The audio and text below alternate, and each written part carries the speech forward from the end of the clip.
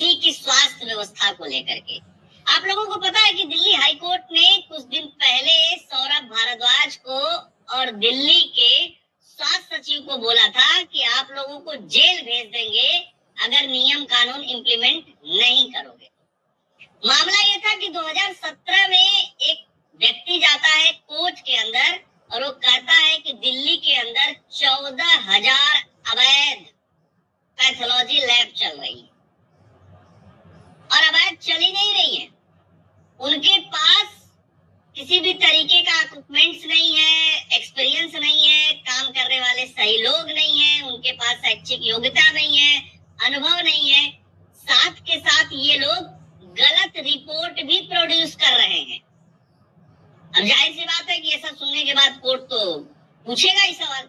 Court ने सवाल पूछा, लेकिन दिल्ली की सरकार जो कहती है, जिसका दावा है कि दुनिया में सबसे अच्छा वर्ल्ड क्लास स्वास्थ्य व्यवस्था जो है वो दिल्ली के अंदर है। तो बात अलग है कि अरविंद केजरीवाल इलाज कराने के लिए साउथ और पंजाब चले जाते हैं, राघव चड्ढा का इलाज कराने के लिए लंदन चले जाते हैं। इनकी एक नेता है स्वाति मालीवाल, वो अपने सिस्टर के इलाज के लिए अमेरिका चली जाती हैं। ये सब होता है। वर्ल्ड क्लास व्यवस्था अगर हो तो ये लोग आउट ऑफ द कंट्री चले जाते हैं। है क्या कहा दिल्ली हाई कोर्ट ने और किस तरीके से इनकी पूरी पोल पट्टी खोल दी है, उससे भी मजे की बात, मेन स्ट्रीम मीडिया खामोश है। मेन स्ट्रीम मीडिया रोज तो दिखाता है कि देखिए सौरभ भारद्वाज ने कहा कि वर्ल्ड क्लास व्यवस्था है, आतिशी मालिना ने कहा वर्ल्ड क्लास व्यवस्था है, केजरीवाल ने कहा वर्ल्ड क्लास व्यवस्था है। लेकिन जब फैसला आता है कोर्ट का इसके ऊपर और जो कोर्ट कहती है उसके बारे में तो बताऊंगा। इसके अलावा ये सोचने वाली बात है कि इतनी खामियों के बाद भी कोई कैसे अपनी योजनाओं का प्रचार कर लेता है, ये समझने वाली बात है।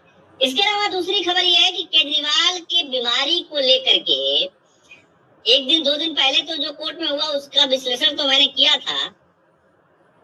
पिटीशन विड्रॉ कर ली थी केजरीवाल के वकील ने, लेकिन फ्रेश पिटीशन लेकर के फिर ये कोर्ट पहुंचे थे।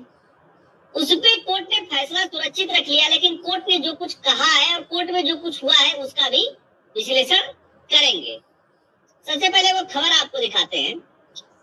आपको जेल भेज देंगे, दिल्ली के मंत्री सौरभ भारद्वाज को हाई कोर्ट ने दी चेतावनी, जाने क्या है मामला, वो मैंने आपको बता ही दिया।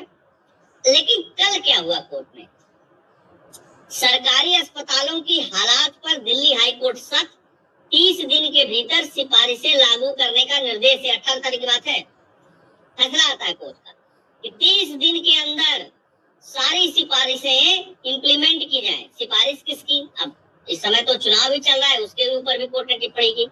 दिल्ली के सरकारी अस्पतालों में बुनियादी ढांचे को मजबूत करने के लिए दिल्ली हाई कोर्ट की ओर से चीफ सेक्रेटरी और प्रिंसिपल सेक्रेटरी हेल्थ को सख्त निर्देश दिए गए हैं। हाई कोर्ट ने ILBS के चांसलर डॉक्टर SK सरीन की अध्यक्षता में गठित एक्सपर्ट, ये जो IABCL है, ये पैथ लैब का ही काम करती है पूरे देश भर में, आप लोगों को पता ही होगा। डॉक्टर SK सरीन की अध्यक्षता में एक एक्सपर्ट कमेटी गठित की। उस कमेटी ने अपनी रिपोर्ट प्रस्तुत की।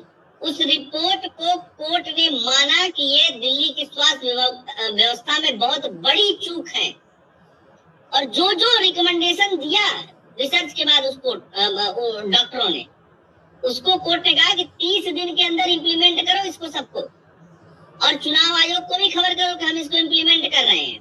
और साथ के साथ कहा कि इसमें चुनाव को लेकर के जो चीजें हैं वो चुनाव आचार संहिता का उल्लंघन नहीं होगा, क्योंकि ये लोगों के जीवन से संबंधित चीजें हैं। वर्ल्ड क्लास व्यवस्था ऐसी होती है क्या? खैर, उन्होंने कहा, अब देखिए इसमें हुआ क्या था। जस्टिस मनमोहन और जस्टिस मनप्रीत अरोड़ा की बेंच ने 16 अप्रैल की सुनवाई के दौरान यह निर्देश दिए थे। दरअसल दिल्ली हाई कोर्ट की ओर से राष्ट्रीय राजधानी क्षेत्र में सरकारी अस्पतालों के बुनियादी ढांचे की समस्या को दूर करने और उसको मजबूत करने की दिशा में 6 सदस्यीय एक्सपर्ट कमेटी का गठन किया गया था दिल्ली हाई कोर्ट की तरफ से। उसने ये रिकमेंडेशन दी है। Institute of liver and biliary sciences के चांसलर डॉक्टर SK सरीन और उनके साथ और भी बहुत सारे लोग। कोर्ट ने साफ साफ कहा कि जो तुम लोगों की दिल्ली में लड़ाई चल रही है ना, कि कोई भी व्यवस्था हो तो तुम लोग LG के ऊपर डाल करके चले जाते हो। LG से पूछो कि क्या इस तरह की व्यवस्था दे हमारा मतलब ही नहीं है, इसको हटाओ। अधिकारियों को निर्देश दिया, तुम लोग इम्प्लीमेंट करो, इन लोगों को तो बाद में देखेंगे। अच्छा जी, ये व्यवस्था है वर्ल्ड क्लास। आप वर्ल्ड क्लास व्यवस्था में सब कुछ चलेगा ही चलेगा। कथित रूप से अवैध रूप से ब्लड एवं सैंपल जमा करने और झूठी मेडिकल रिपोर्ट जारी करने के लिए पैथोलॉजी लैब के खिलाफ कार्रवाई की मांग करने वाली जनहित याचिका पर केंद्र और दिल्ली सरकार को तलब किया था। इस जनहित याचिका में कई गंभीर आरोप भी लगाए गए थे। अब भाई, दिल्ली की वर्ल्ड क्लास व्यवस्था जो है उस पर केंद्र क्या करेगा? केंद्र ने तो कभी क्लेम नहीं किया कि दिल्ली में जो व्यवस्था है वो वर्ल्ड क्लास है। और पिछली बार एक बात और कही थी, सोचिए, दिल्ली में लैब्स को रेगुलेट करने के लिए नियम कानून 2021 में बनाया केजरीवाल सरकार ने, और वो नियम कानून भेजा ही नहीं पास होने के लिए, अपने पास रखे हुए उस फाइल को। इस पे जब कोर्ट ने जवाब पूछा तब इन्होंने क्या, सौरभ भारद्वाज के वकील ने क्या कहा था कि सर ये जो 14,000 अवैध लैब है इनको रेगुलर कर दीजिए। इस पे कोर्ट गुस्सा हो गया था, तभी कोर्ट ने कहा था जेल भेज दूंगा, मेरा काम नहीं है रेगुलर करना। तब जाकर के कोर्ट ने कहा कि अगर तुम कानून नहीं बना सकते हो, तुम्हारे पास कानून नहीं है, तो जो केंद्र का कानून है इस चीज को रेगुलराइज करने के लिए, उस कानून को इम्प्लीमेंट क्यों नहीं करते? तब सौरभ भारद्वाज के वकील ने कहा कि सर हम बहुत जल्दी इम्प्लीमेंट करके आपको सूचित करेंगे, 4 हफ्ते में सूचना देने की। तो इन्होंने उसको आधा अधूरा इम्प्लीमेंट किया है। उसके बाद तो चुनाव आचार संहिता ही लग गई है, केजरीवाल जेल में है, तो ड्रामा कहानी चली रहा है। खैर, फिर क्या हुआ? अवैध पैथोलॉजी लैब पर रोक लगाए दिल्ली सरकार, हाईकोर्ट का आदेश है। अब लगाएंगे कैसे यार रोक, जब इन्हीं की मिली भगत है तो। इसके अलावा क्या क्या कहा, क्या किस किस चीज की कमी है? चिकित्सा, सर्जिकल सामग्री, आपातकालीन ऑपरेशन थिएटर, ट्रामा सेंटर, ये सब सारी चीजों में कमी है। इसको लेकर के सिफारिश करी 5-6 लोगों की जो कमेटी बनी। समिति ने सिफारिश की कि तत्काल उपाय 30 दिन के भीतर, अल्पकालीन उपाय 31 से 90 दिन के भीतर, और मध्यवर्ती उपाय 91 से लेकर के 365 दिन के ऊपर, और दीर्घकालीन उपाय 2 साल के अंदर लागू किए जाएं। एक छोटी मोटी कमी नहीं है, कुछ तो 30 दिन के अंदर, कुछ 90 दिन के अंदर, कुछ 365 दिन के अंदर, कुछ 2 साल। मतलब इतनी खराब व्यवस्था है कि 2 साल तक की प्लानिंग बना करके सिफारिश, जो कमेटी है, जांच कमेटी है, वो सिफारिश करती है किससे? कोर्ट से। और कमेटी कौन बनाता है? कोर्ट बनाता है। तो ये जो मीडिया में चलता रहता है वर्ल्ड क्लास व्यवस्था, वो कहाँ है भाई? 24 तारीख को फिर 24 मई को फिर सुनवाई है इंप्लीमेंट करके। अब आते हैं केजरीवाल साहब पे।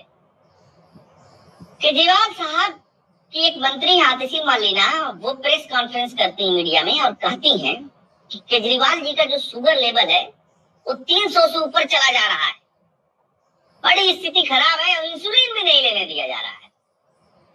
तो जाहिर सी बात है, तिहाड़ प्रशासन रोज चेक करता है। तिहाड़ प्रशासन ने कहा कि उनके पास 250 शुगर पेशेंट है जिनकी नियमित जांच होती है, ब्लड प्रेशर की भी और शुगर की भी, और उन्होंने रिपोर्ट प्रोड्यूस कर दी। और रिपोर्ट प्रोड्यूस किया तो उसमें 3 बार ऐसा हुआ है जब 200 से ऊपर, 300 से ऊपर नहीं, 200 से ऊपर, 202, 280 और 276 तक ब्लड शुगर गया है अरविंद केजरीवाल का। जब इसकी पड़ताल की गई कि ये क्यों गया, तो पता चला कि इसके एक दिन पहले फास्टिंग का है, मतलब सुबह सुबह जो लिया जाता है बिना खाली पेट, उसकी रिपोर्ट है। तो पता चला कि केजरीवाल साहब पूरी खा रहे थे, केला खा रहे थे, मिठाई खा रहे थे, और खुद ही इंसुलिन लेने से मना भी कर दिए थे। मतलब आप आरोप लगा रहे हैं तो क्या लगता है कि और कहीं कोई डेटा नहीं होगा, कुछ मिलेगा नहीं, कोई चीजें होंगी नहीं।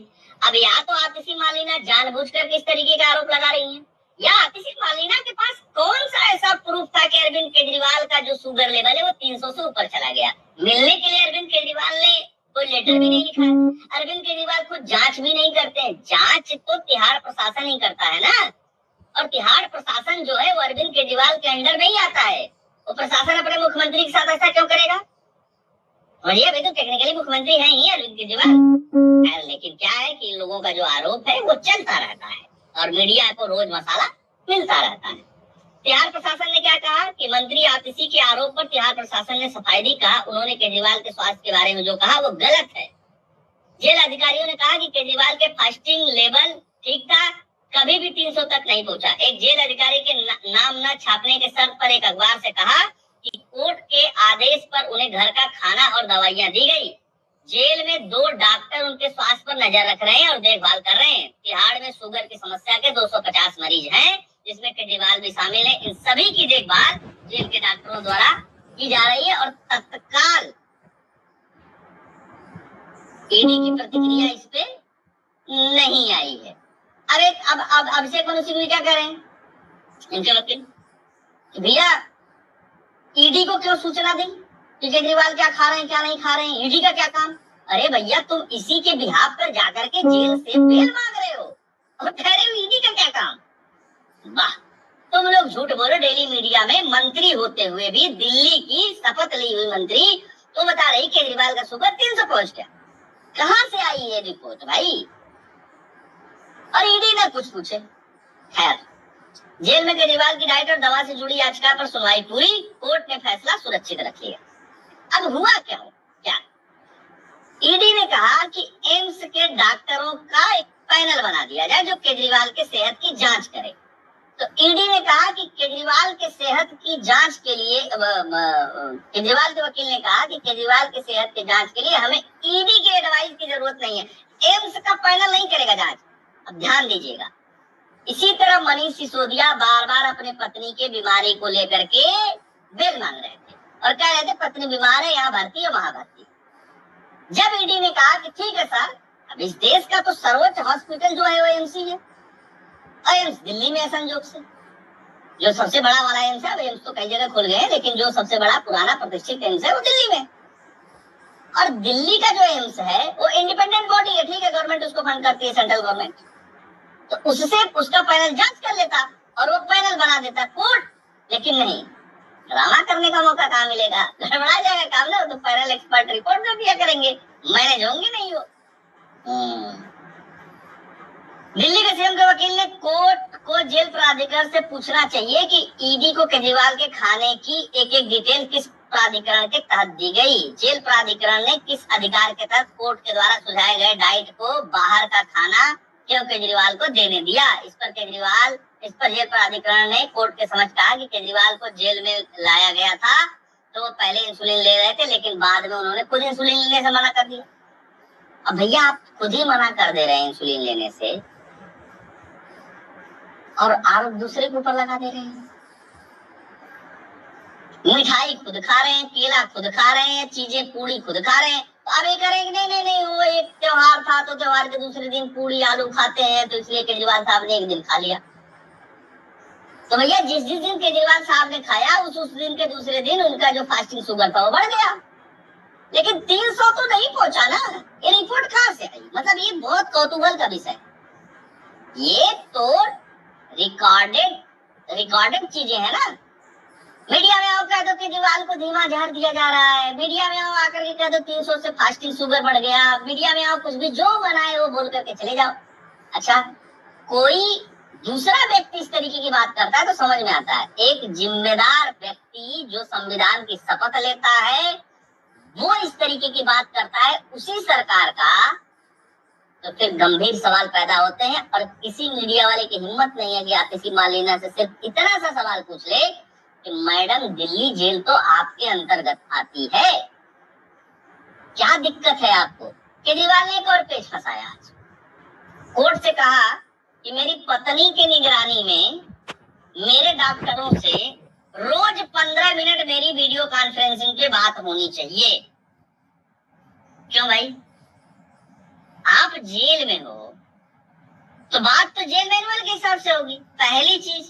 दूसरी चीज, खाना तुम घर का खा रहे हो। अगर ये तिहाड़ प्रशासन का खाना खाते तो फिर बवाल दूसरा मचता। अब तो जिसे मतलब ये लोग यही नहीं समझ पा रहे हैं कि इनको करना क्या है।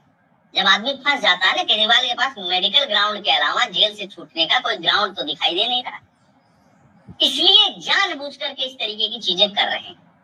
पहले दिन पिटीशन इसीलिए वापस ली गई, दूसरे दिन फिर उसमें लगाई गई, क्या मतलब है इसका। तो देखते हैं सोमवार को संभवतः कोर्ट का फैसला आएगा। कोर्ट क्या फैसला इसमें देता है, केजरीवाल को क्या फैसिलिटी देता है, केजरीवाल को क्या वीडियो कॉन्फ्रेंसिंग से बात करवाएगा उनके डॉक्टरों से, या कुछ और बातें होंगी। या ये सुप्रीम कोर्ट जाकर के जमानत मांगने से पहले का एक परसेप्शन, एक नैरेटिव क्रिएट किया जा रहा है?